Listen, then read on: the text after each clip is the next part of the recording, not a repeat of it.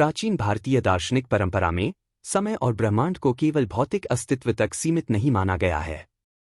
वेदों, उपनिषदों और पुराणों में वर्णित है कि यह सृष्टि अनंत ब्रह्मांडों में विस्तारित है, जहां प्रत्येक ब्रह्मांड की अपनी अनूठी संरचना, समय की गति और घटनाओं का पैटर्न होता है। इस विचारधारा के अनुसार हमारी चेतना भी सीमित नहीं है, वह विभिन्न लोकों, आयामों और युगों में स्वतंत्र रूप से विचरण कर सकती है। ऋषि वशिष्ठ, जिन्हें सप्तर्षियों में से एक माना जाता है और श्रीराम के आध्यात्मिक गुरु के रूप में प्रतिष्ठित किया गया है, ने योग वशिष्ठ ग्रंथ में इस रहस्य को गहराई से समझाया। उनके ज्ञान के अनुसार प्रत्येक विचार, कर्म और भावना न केवल इस जगत की संरचना में योगदान देता है, बल्कि एक नई सृष्टि का बीज भी बोता है।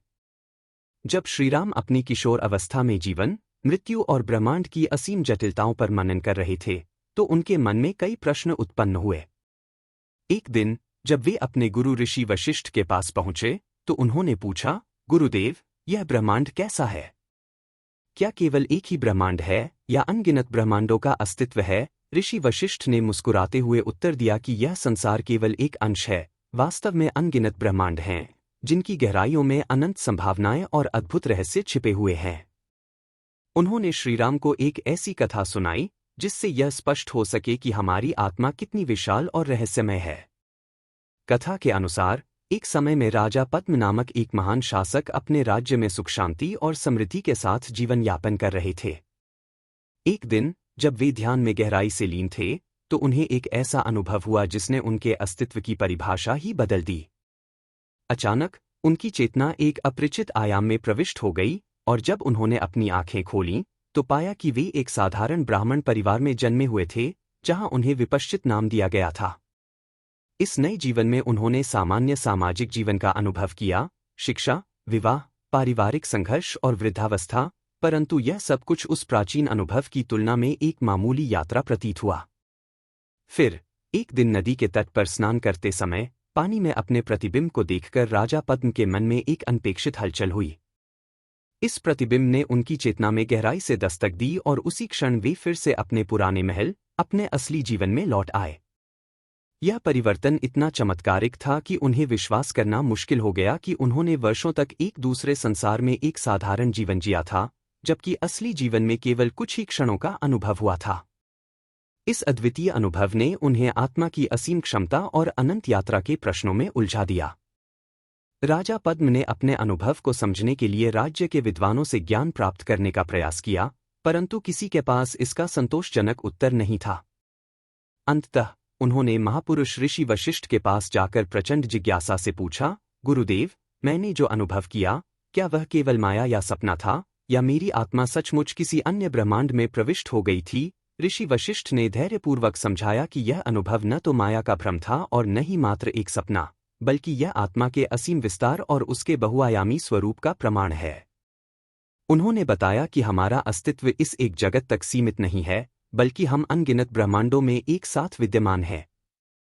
इसी दृष्टिकोण से प्रत्येक व्यक्ति की चेतना एक अदृश्य सेतु के समान है, जो विभिन्न लोकों और आयामों को आपस में जोड़ती है। ऋषि वशिष्ठ ने आगे स्पष्ट किया कि विभिन्न ब्रह्मांडों में समय की रफ्तार भी अलग अलग होती है।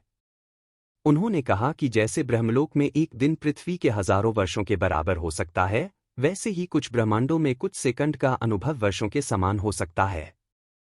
यह विचार आधुनिक विज्ञान में टाइम डायलेशन की अवधारणा से मेल खाता है, जहां गुरुत्वाकर्षण और गति के प्रभाव से समय के प्रवाह में भिन्नता देखी जाती है।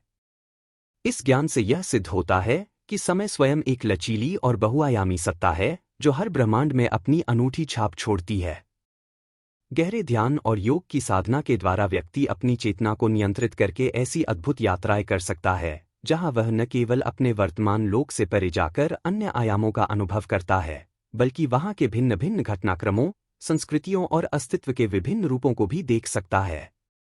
ऋषि वशिष्ठ के अनुसार जब साधक अपनी आंतरिक शक्ति को पूरी तरह से जागृत कर लेता है, तो वह स्वयं को उन ब्रह्मांडों में पाता है जहां हर क्षण, हर विचार एक नई सृष्टि का निर्माण करता है। इस प्रकार योग और ध्यान न केवल शारीरिक और मानसिक स्वास्थ्य का साधन है, बल्कि आत्मा की अनंत यात्रा का भी एक महत्वपूर्ण मार्ग है। यह संपूर्ण ज्ञान न केवल हमारे भौतिक जगत की सीमाओं को चुनौती देता है, बल्कि यह हमें यह भी बताता है कि हमारी आत्मा कितनी व्यापक और अनंत है। प्रत्येक विचार, सपना और भावना में निहित शक्ति हमें यह स्मरण कराती है कि हम केवल एक ही अस्तित्व में बंधे हुए नहीं हैं, बल्कि अनगिनत ब्रह्मांडों के अटूट ताने बाने का हिस्सा हैं।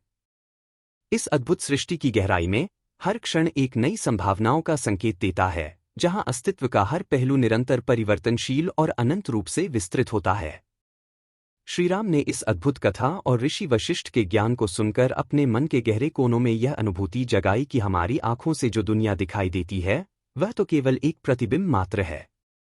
असली सत्य तो वह असीम, गूढ़ और बहुआयामी अस्तित्व है, जहां हमारी आत्मा स्वतंत्र रूप से विचरण कर सकती है और अनगिनत लोकों का अनुभव कर सकती है।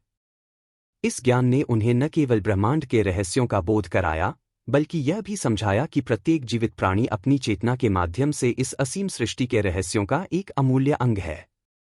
आज भी यह प्राचीन ज्ञान आधुनिक विज्ञान और आध्यात्मिकता के संगम का प्रतीक बनकर हमें प्रेरित करता है और यह याद दिलाता है कि हमारा अस्तित्व केवल सीमित भौतिकता तक सीमित नहीं है, बल्कि अनंत संभावनाओं और रहस्यों से परिपूर्ण है।